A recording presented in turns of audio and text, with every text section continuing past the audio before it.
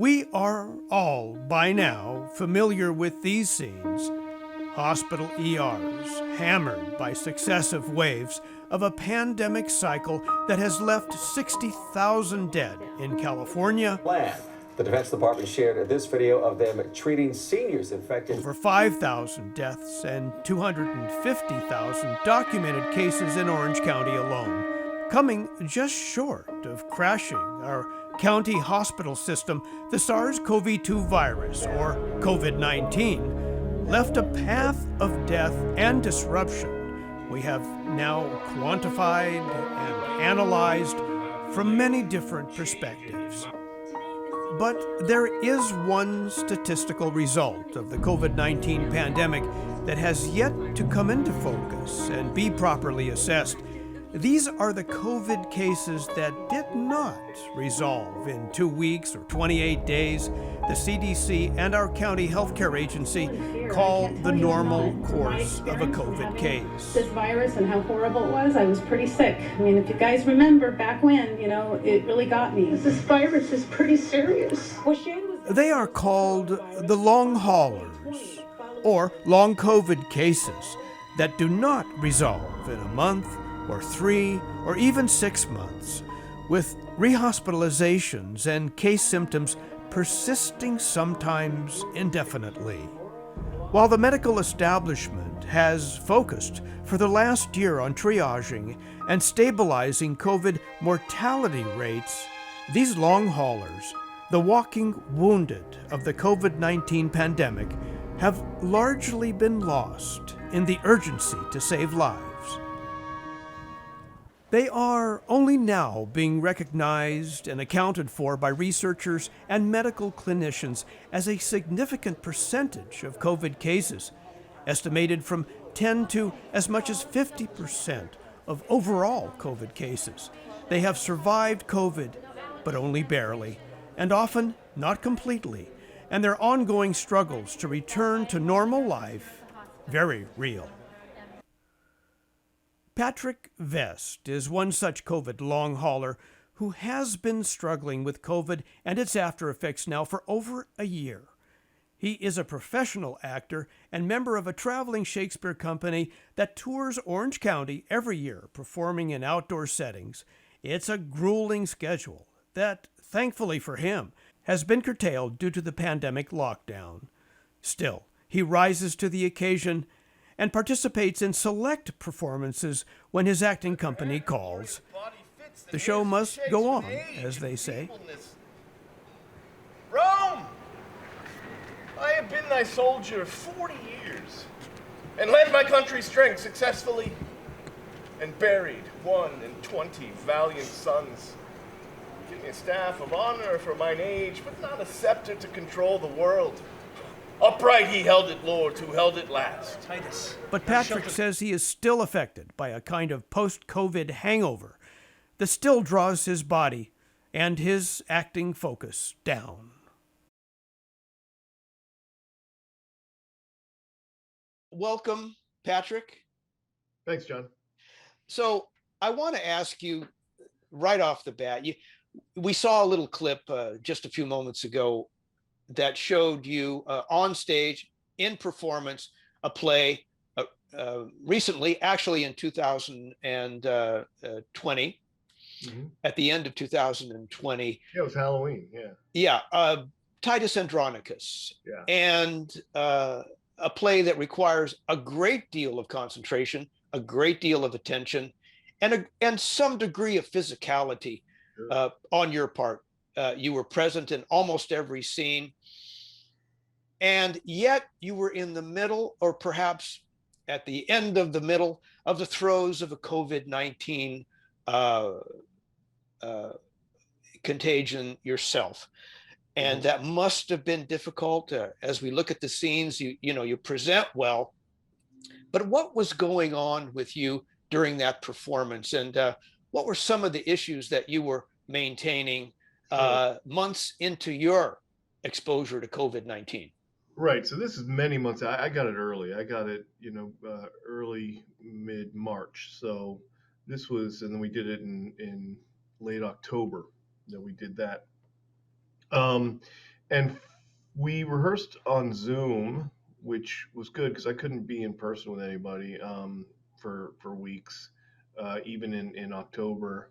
Um, but at this point in my long haul thing, so this is sort of when I'm in the middle of the long haul um, headaches. So I had debilitating headaches every day. I was on two different headache medicines, and I'd got a brain scan. I got the whole thing. But so that the onset of headaches started with COVID, and it never went away. Where some of the other symptoms eventually died off, the Uh, headache continued and actually got worse. So yeah. that was the worst of it. I also You got COVID early on, though, like in March of 2020. yes. Yeah, and so by the time you performed Titus Andronicus around October, late October, uh, you were in full blown symptomatology, or had it receded somewhat? No, the like my breathing problems had receded after the COVID, actually in May or June. May. I got pneumonia from it just sticking around my body. The COVID, even though I got it in March, by the mid to late April, the worst of it was past, but it was still in there attacking my lungs, and then I got I got pneumonia, um, which my lungs have been pristine my whole life. I've never smoked a day in my life. Uh, so, and then in June, that was so about I got rid of that in a few weeks. I was on the antibiotics, and my headaches started in June, July. They intensified. So as one thing would sort of go by the wayside, the other came forward. So when I was early on, when I was laid up for 4 to 6 weeks, I couldn't get out of bed. But so anyway, so So, so by October, when we're shooting Titus Andronicus, um, I was breathing okay, but my headaches were really severe. I was having migraines every day, and I don't get migraines. Um, every day I had migraines, and that's how I was on the medicines. And so when I go off stage, I'd sort of um, if it was time to take a pill, I'd take a pill, or I'd do whatever I could just to get back on stage, to compose myself. well, it didn't show, particularly in the little clip that we saw of Titus Great Andronicus, thing about or in the rest of the play. But you were struggling even at that point, after, what is that, 5, 6 months of active COVID? yeah, that's a great thing about and it's a thing that all actors know, is that when you're on stage, the adrenaline kicks in. There's something that happens to you, and I've had some of the best performances of my life when I was sick. Hmm. Because I think it focuses you to just the task at hand, which is being in this play. And I think you're able to be more in the moment, maybe because you're just like, I want to be this guy and not me because I'm in so much pain. Yeah.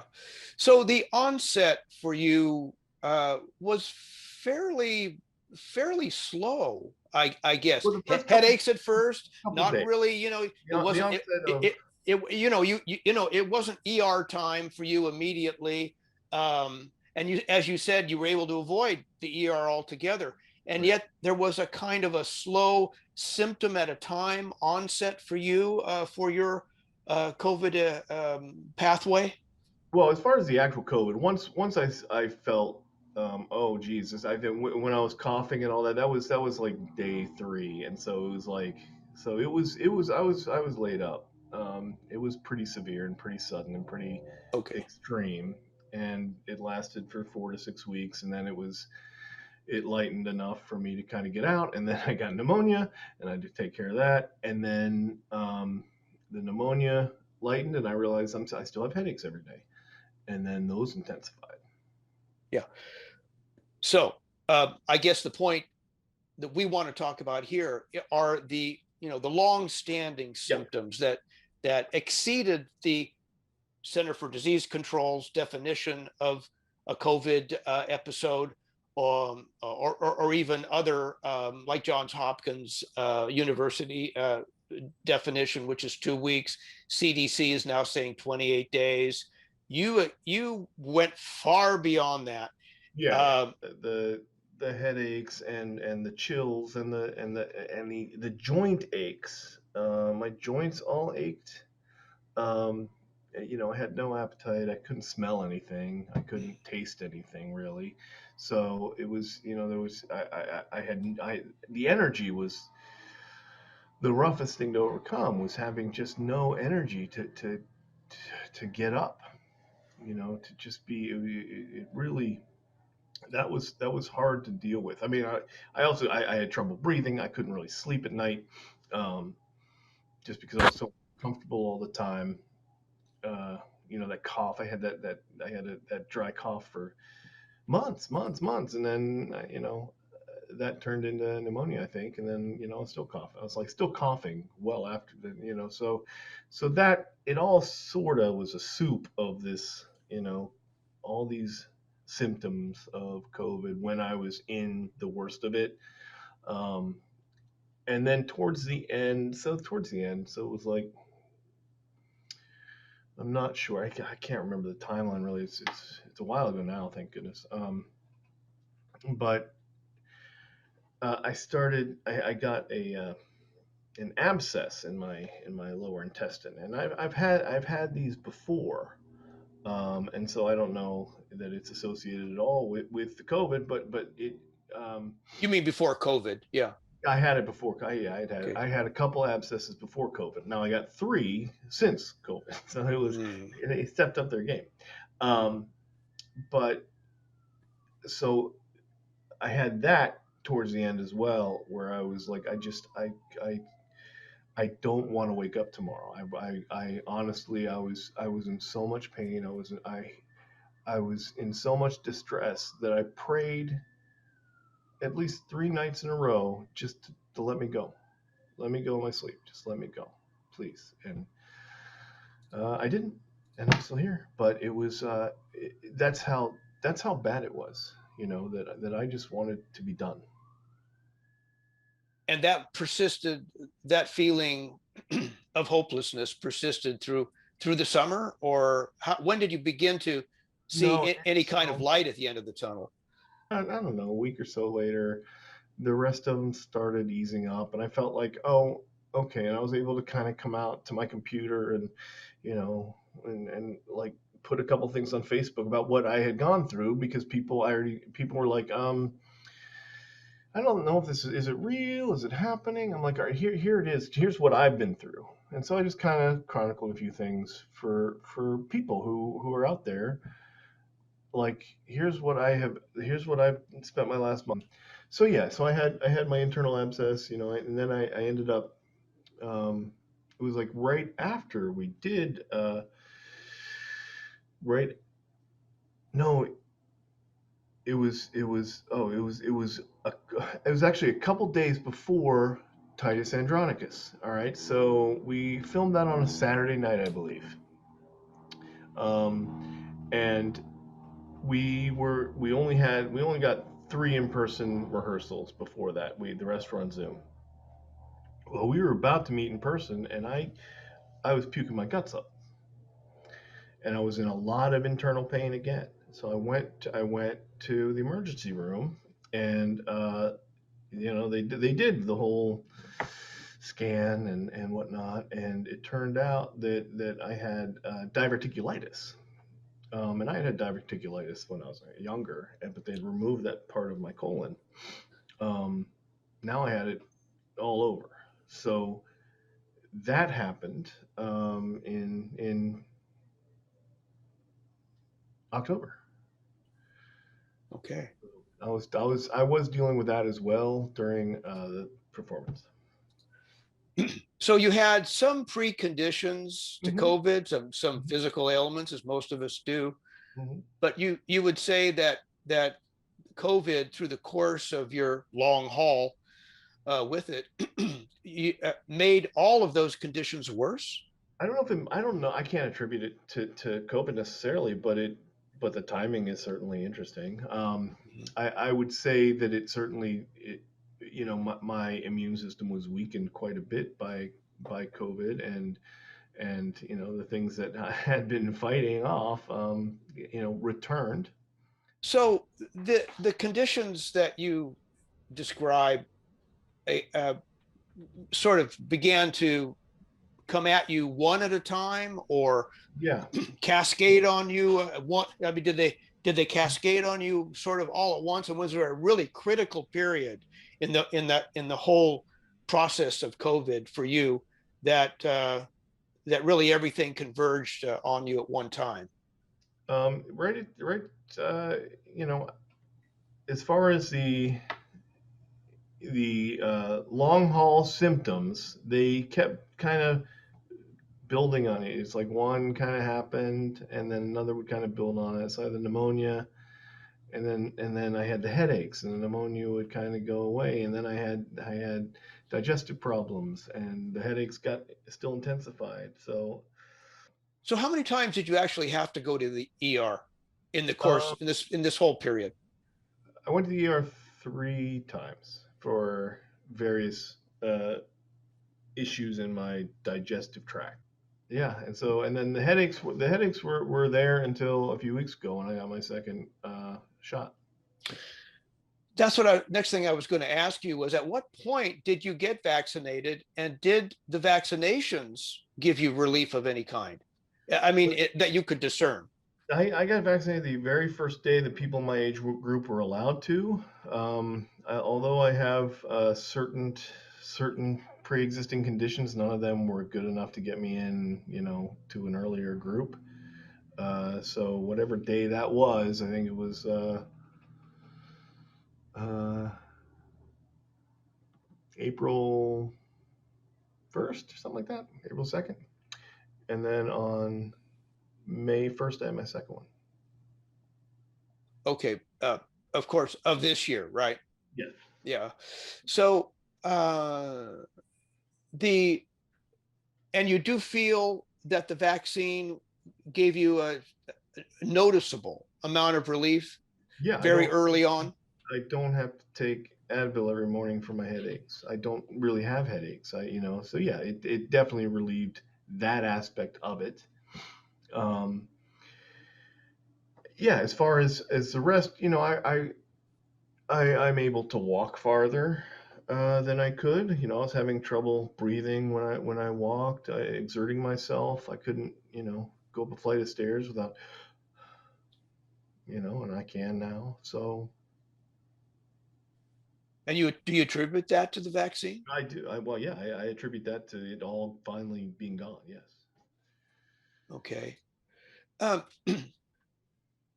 are there still, you mentioned that even at the time that of the clip that we saw earlier from Titus Andronicus, Mhm. you mentioned you even were vomiting, before the days before the performance, and you were still getting headaches, you mentioned. Yep. Um, were there other deficits this was in late October, Yeah. early November? Were there other deficits that were still hanging on? I mean, for example, there are some expressions of cognitive deficits that people have. Yeah. Yeah. Did you experience that? Yeah, I think so. Yeah, there's still times where I get a little foggy about certain things, and what to attribute to age now, and what to attribute to just, that kind of stuff. I have no idea, but my Well, you're mind's not that old. Come on. What are you, in your late 40s, early right. 40s? But anyway. It's moving right along. Yeah, that's right. I'm actually Okay. not allowed to answer that. Uh, but when Yeah, so right around, and still in November, I was still suffering with the diverticulitis, and getting through that, and and then there was another abscess happened in it was, I think it was on election day, so I ended up in the hospital on Yeah. On November 4th. Yeah. Okay, so it really, slammed you back into an ER even as late as November. Yeah. Yeah. And I Okay, was, yeah, and I was, and I, and I still, I didn't have, I yeah, didn't have energy, but this is all, yeah. it was a long year. So it was, Yeah, well, it's been a long year for everybody, but yeah. folks like yourself who have been through it appear to be coming out the other end of the tunnel. Keep our fingers crossed. Yes. Um, the experience, did you feel like you needed to, especially with your professional status and your communications with other actors and directors and stage people, did you feel somewhat of a stigma surrounding your illness? Did you feel like you needed to keep it to yourself, or we just put it out there? Yeah, no, I felt like I wanted people to know, that this is, there was some silliness going on in the world then when they said this, that it didn't exist. Well, I think that's been put to bed, and so I just wanted to go, all right, now that we can all agree that this is real. Here's, let's see what's going on, and what can we do to prevent it. So, and that's where the biggest fights are happening right now, is the prevention of it, right? Is the getting the vaccination, and the wearing of masks and social distancing, and that kind of thing. But Well, you were certainly very courageous in going public, if you will, with your bout with COVID, your year and a half almost bout with COVID, um, and still to some extent ongoing by presenting it on Facebook. And I don't know whether you're aware of it or not, but a lot of folks have followed that those Facebook posts that you made, and I'm sure some of them have taken to heart some of the things you said and have taken comfort for you're reaching out and you're expressing your COVID. And I think on their behalf, I want to thank you for that. well, thank you. Yeah, I probably that's why I did it, just to. Yeah. What would you say, Patrick Vest, career actor and uh, Shakespearean actor, no less? Um, what would you say to those who believe that COVID was, at least initially, a hoax, that it's just another flu, to quote many, even people in the media? What would you say to those vaxxers, anti-maskers, and basically COVID deniers that you might meet on the street? Would you just avoid them, or would you feel, compelled to say something to them at this Well, point? people who deny it, I don't know what to do with them. It clearly exists, not just experientially from me, but you just look at what's still going on now. South America and India. I mean, they have to burn bodies in India. Then the flames can be seen from space. It's unbelievably undeniable. So I don't have anything to say to people who say, "Oh, it's a hoax." There's just nothing to say except, okay, that's what you believe. But it's so wrong. Um, Now, for people who don't want to get vaccinated, I actually have a little sympathy for people who at this point don't want to get vaccinated, because they want to see more of if they want to see actual more of the science behind it, and that it actually has a little run, and that that it's successful and stuff like that. It's proving successful already, so I don't know what it's going to take for them to get that. The people who just refuse to get vaccinated because they don't think vaccines work, I don't know what to say to them either. I mean, we used to have polio, we don't anymore because of vaccines. And but the biggest problem is with the people who just say they don't want to get it and they don't have a reason behind it, or because they live in a certain state where that's the belief. Um, it's only going to hurt their communities, and it's going to actually keep this thing alive, because until we can reach herd immunity, until we have that whatever, that 70% or whatever it is of people vaccinated, then that's what kills a virus, is the herd immunity being so strong that the virus dies. Now it's going to keep morphing. Now, if we don't reach that, we're already seeing the Delta, and we're going to get something after that, the Charlie or whatever the next one is. Mm-hmm. You're aware that you may have to go back and get a third shot sometime around, that this immunity, these two vaccinations conferred perhaps immunity for a period of time, but may not be permanent. Well, most vaccines, you have to get a booster at some point. Especially early on. You're still supposed to get certain shots once every 10 years, which I'm sure none of us have done in a long time because we just don't think about it. But. Well, Patrick Vest, I want to thank you so much for your courage in going public with your bout with COVID, your long haul with COVID. Right. And thank you so much for reaching out there and having the courage to continue to persevere, not only in your personal life, but on stage. And it certainly was not limited to the performance that we showed at the top of this interview from Titus Andronicus, but now you're embarking on Richard III this summer.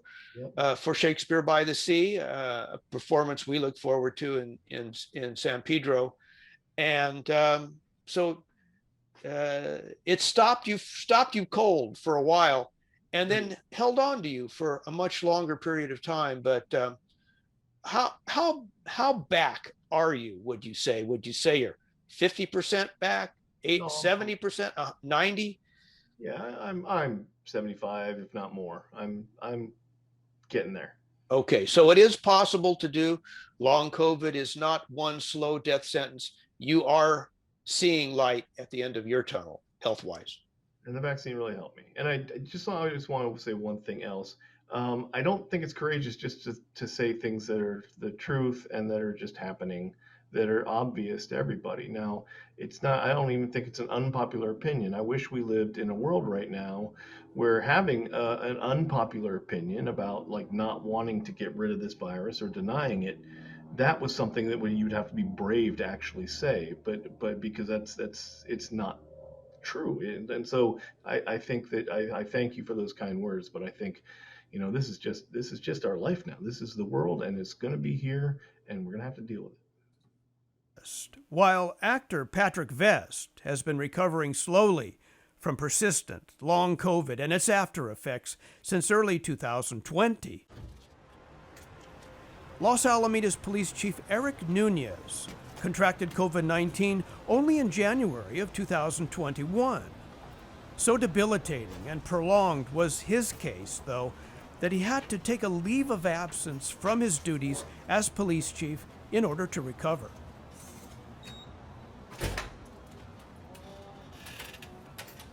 Only after 3 months and 2 hospitalizations was Chief Nunez able to return to duty. He still considers his condition in recovery. Okay, we're talking with Los Alamitos Police Chief Eric Nunez, just outside of your offices here on the police grounds.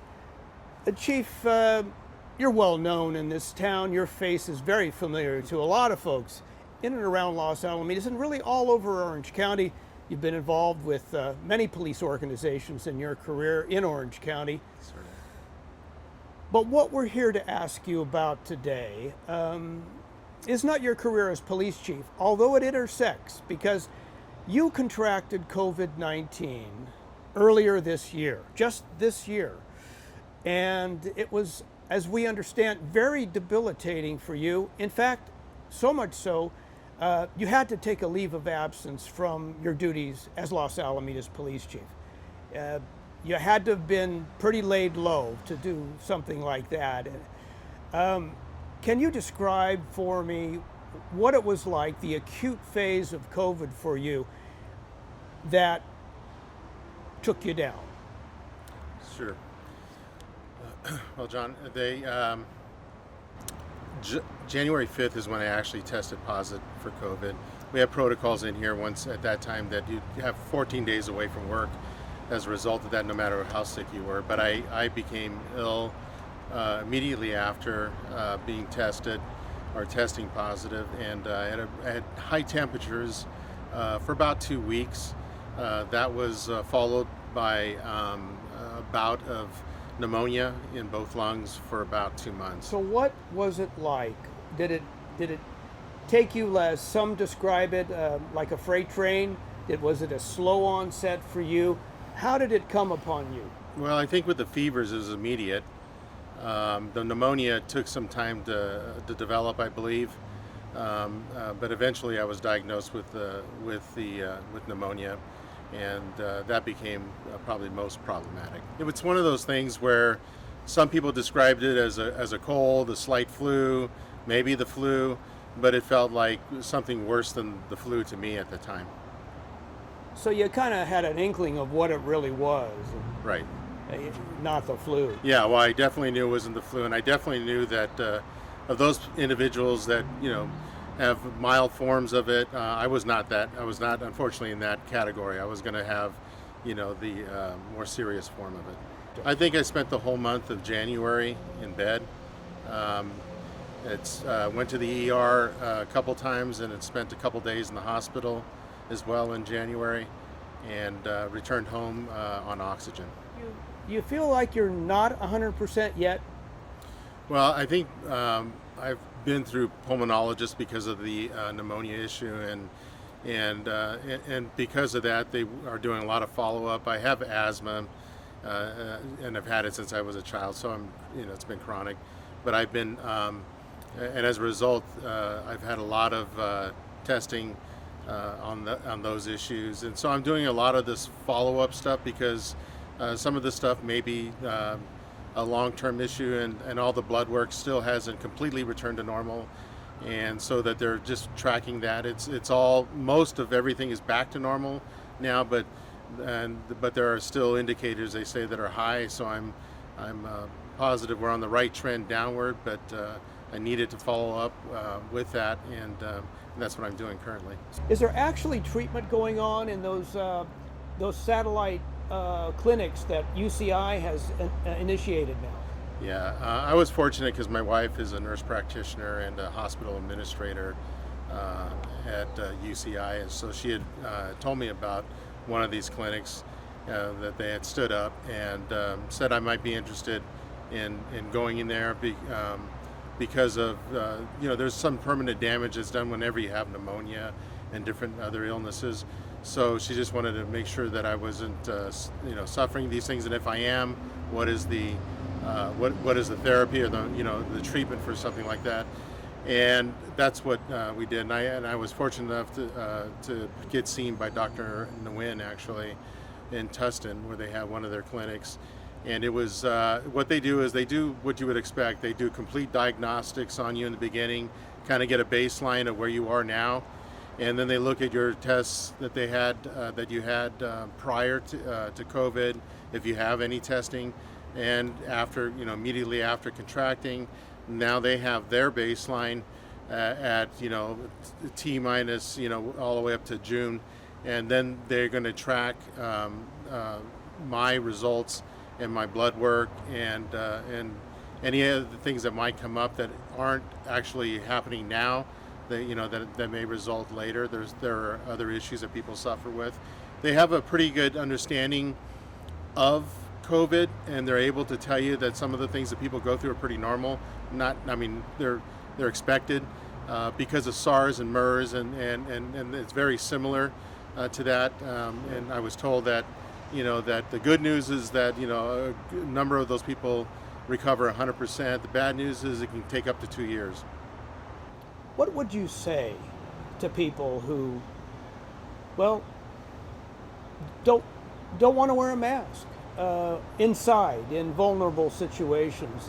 Perhaps if we were doing this interview on the other side of this wall in your police headquarters, we would probably be wearing masks. But in a situation like that, what would you say to someone who refused to wear a mask or refused to believe that vaccines did any good? and possibly might cause them harm, some folks believe. And then there are the people who are not sure that COVID is even a real thing. What would you say to some of those people? Well, I would say probably the last thing first is that COVID obviously is a real virus.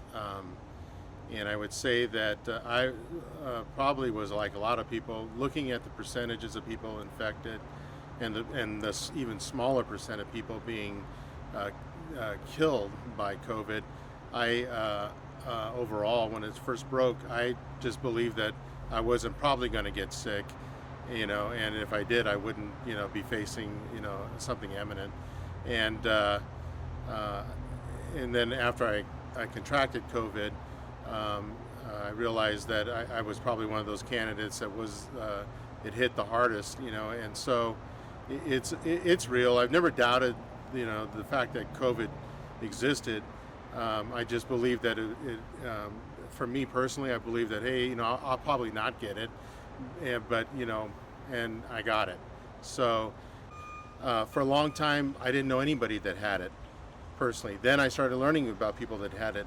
And then I started learning about people that had the worst case of it, me being, that. And so Long COVID, or even the, a really bad case of COVID. So my feeling is that, it's obviously a real virus. I mean, we know that it exists, and we know that they worked really hard and spent a lot of money trying to find a vaccine to protect people from it. And I understand it's the same. People have concerns over the vaccine by the nature of the vaccine itself. And but I will tell you, my personal experience is that I had it. I don't want to ever get COVID again, and that's why I was vaccinated. And I'm hoping that it will hold. Okay. Well, good luck out there at that clinic out in Tustin. It sounds very promising, and it sounds like you're in good hands out there. Well, I would recommend that, yeah. Okay, all right. Chief Nunez, thank you for sharing some very personal information with us. It's very much appreciated. Thank you. Thank you, John. Recently, Eric Nunez announced his retirement from 30 years in law enforcement and is now an active participant in a newly established research and treatment clinic program initiated by University of California Irvine Medical Center, first of its kind in Orange County, to address the post-acute long-term multi-organ complications from COVID-19. The newly launched UCI Health Recovery Service, with 2 satellite clinic locations in the county, take a multidisciplinary approach to patient treatment and recognizing COVID may attack and compromise any number of processes and organs of the human body. These clinics provide patients like Eric Nunez, who attends UCI's Tustin Clinic, comprehensive evaluation, specialty services, and follow-up care through the course of their recovery. Treating these long COVID patients remains limited at this point, and addressing secondary complications are the primary focus, says Chief Attending Physician here at the Tustin Recovery Clinic, Long Ko Nguyen. Dr. Nguyen, thank you for coming out to visit with us from your regular attending duties here at the UCI Long COVID Recovery Clinic here in Orange County, one of 2 that UCI has set up now. You're operating, actually running one of those 2 here in Tustin. Tell me about what you've experienced so far. I know it's a little bit of an unfair question because we have a brand new disease, a brand new constellation of symptoms, unknown to most of us at this point, and a new group of patients and a new facility to treat them. But tell me what you can about what you have learned so far about long COVID and the patients you are treating. Yeah, happy to. So here at UCI, we've had to treat a whole bunch of, unfortunately, COVID patients that developed acute COVID. And we've found that a lot of those patients developed these persisting symptoms that are not only there, but are pretty severe and debilitating in terms of affecting their daily lives. So us as a medical community wanted to get together to be able to offer treatment and therapy and a way to recover for those patients. Yeah, so because everything is new and we're just now describing this so-called post-acute COVID sequelae SARS-CoV-2 syndrome, we'll just call it long COVID if you don't mind. We do not even know really how long these patients are going to be suffering. In some cases it might last a few months. We have interviewed some folks that it's still ongoing after a year after active onset of the infection, of the COVID-19 infection. Do you have any idea at this point of a inside and outside protracted length of this illness and how long it will be affecting some of these folks? Unfortunately, we don't have definitive answers yet for our patients, but we've seen patients develop these symptoms. Some patients recover within months, some patients recover within years. If this follows the same trajectory as past coronaviruses that we've dealt with in the past, like in 2009 with SARS and before that MERS, then it may take years because their post-viral syndrome lasted years, but they do recover with therapy and with rehab. Yeah, so you mentioned a couple of previous SARS infections, and there have been after effects, and even the seasonal flu had after effects from time to time in folks, debilitating secondary illnesses and infections. Is this a different order of infection in terms of long-standing involvement for the patient? It seems like it with the evidence that we have so far. There is research that compared the post-acute syndrome for COVID versus the symptoms that we see after an influenza infection. And it seems like it's not only more severe, but it encompasses more organ systems in terms of the brain, the heart, the lungs, the gut, pretty much every organ system that you can think of. Yeah, so we don't have a long flu, No. The definition. People normally get the flu, get over it, but not here in many cases. Do we know about how many of folks who get COVID? We've had 250,000 plus positive cases in Orange County, 5,000 deaths, regrettably. Do we know how many of those folks will develop long COVID yet? Is it still too early to even know that? Yeah, the jury is still out. There's research that cite around 5 to 10%. There's some research that cite even 30 to 60% of patients with acute COVID will unfortunately develop these long-term symptoms. And they, again, encompass every single organ system, and they can be quite severe. There's studies that show that about half the patients, they weren't able to return back to their normal hours of work. They had to go on disability. And so it can be very, very debilitating. I take it the mission of this clinic is really two-part. One is the trying to understand and describe what this disease is and how many folks it affects. And I guess the other part of your mission is the actual treatment of patients. We have a lot of information about research on COVID, very little information about this long COVID syndrome that you're treating here.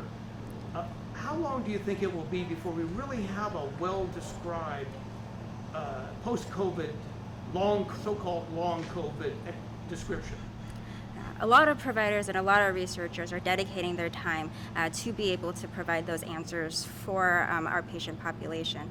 But we are trying to learn from past viral syndromes like the past coronaviruses, the influenza post-viral syndrome, and then also other syndromes that share a lot of similarity and so a lot of symptomology with the long COVID syndrome, like for example fibromyalgia, chronic fatigue syndrome, etc. And we're extrapolating the things that we've learned from them and seeing if they work for our patient population.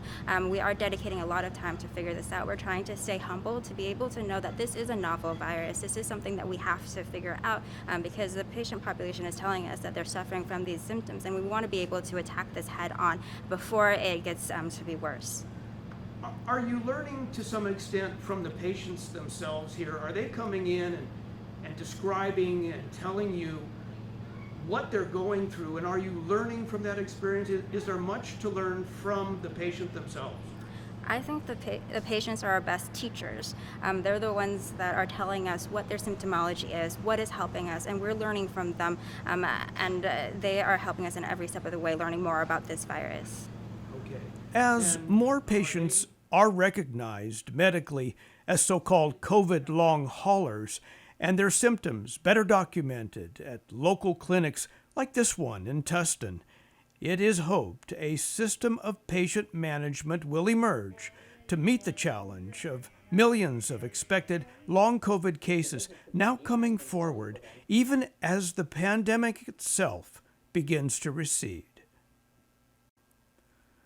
Recent and somewhat startling findings in peer-reviewed articles such as this one in the New England Journal of Medicine estimate conservatively that over 15 million cases of long COVID have already resulted from the pandemic's spread so far, casting an even longer shadow over the lives of so many recovering COVID patients. The data collection will continue for years to determine any possible long-term effects. And with the more contagious Delta variant, UCI Associate Professor of Nursing Dr. Melissa Pinto has been working consistently for a year, researching, documenting, and defining emergency long COVID patients here in Orange County, and has advocated for the establishment of local and national clinics to capture those patient stories that will lead to a clearer understanding of this long COVID syndrome. Melissa Pinto agrees with Dr. Nguyen of the Tustin COVID Clinic that this understanding begins by listening to the patients themselves and the careful accounting of their stories. In the absence of a clear medical solution to the lingering tale of long COVID patients, documenting and managing the myriad of patient symptoms is the best practice available at this time. No one is better positioned to do that than the doctors and especially the nurses at the hospital and in the emerging clinical settings today, says veteran nurse and nursing professor Melissa Pinto. We have a disease that is from a novel coronavirus. We don't know why it happens for some people. We don't know what it actually is. We have yet to clinically characterize it. And so who knows the most about the disease other than the patient?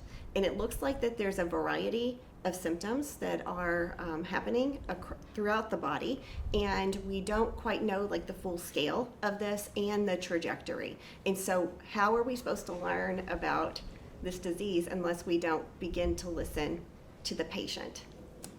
Okay, you are a professor of nursing with a doctorate degree. You are training students now who will be on the front line in the near future. Do you have the tools at present to train them? Do you know even enough about this long COVID syndrome they call long COVID sequelae SARS-CoV-2, a long term for a disease that we know really very little about? Do you feel like you have the tools at this point, at least to get started? So I think that we're ill-equipped at this point throughout, I would say, the nursing and medical community to be able to exactly train students how to take care of these patients. But what we can train students to do is to listen to patients and begin to help them manage their symptoms. So this is something that nurses have a lot of experience in doing, is symptom management. And it looks like that for some people that long COVID is a chronic disease. It's been going on 6-9 months, more than a year. Some that contracted COVID early in the pandemic will have had symptoms now for 1.5 years. And so I think for the nursing students, it's about listening to the patient. It's about helping the patient self-manage the disease.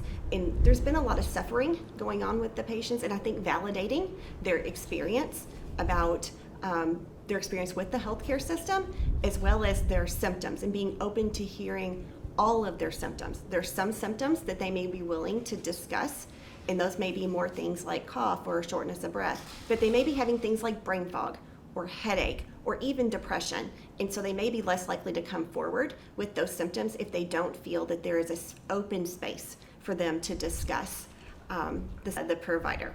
So I think that creating that open space and being accepting of the fact that we actually are in a place in investigating this medical problem that we don't know much about it. And so who will we get the information from?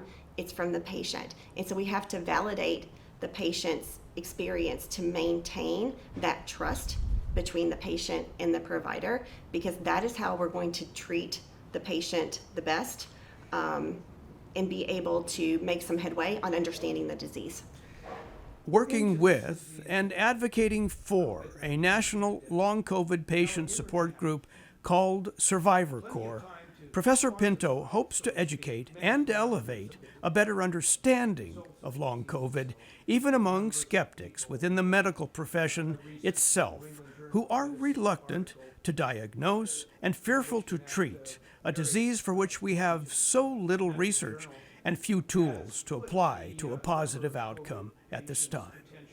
So there are reports of that, and I will tell you that I work with a group called Survivor Corps, which is the largest online group of COVID survivors, I believe, in the world. I think they're up to 170,000 members. And so if someone just takes a look at the website, they're going to see lots of accounts of patients being dismissed and gaslighted, unfortunately.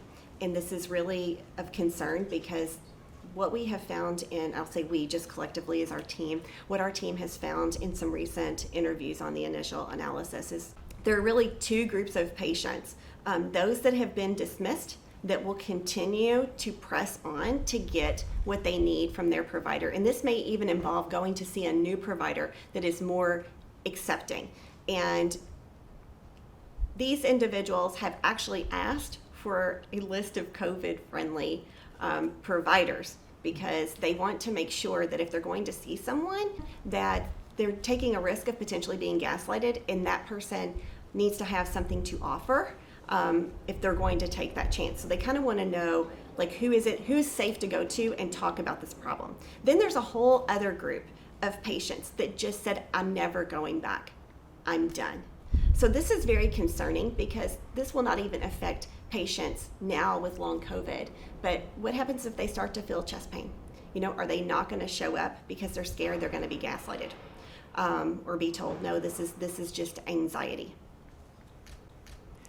Yeah, we've seen that in other syndromes. I'm reminded of chronic fatigue syndrome that was largely dismissed by the medical community some years ago and then passed on to the psychiatric industry as a behavioral problem, whereas many of these folks had real responses to immunological disturbances and autoimmune diseases that they were presenting with.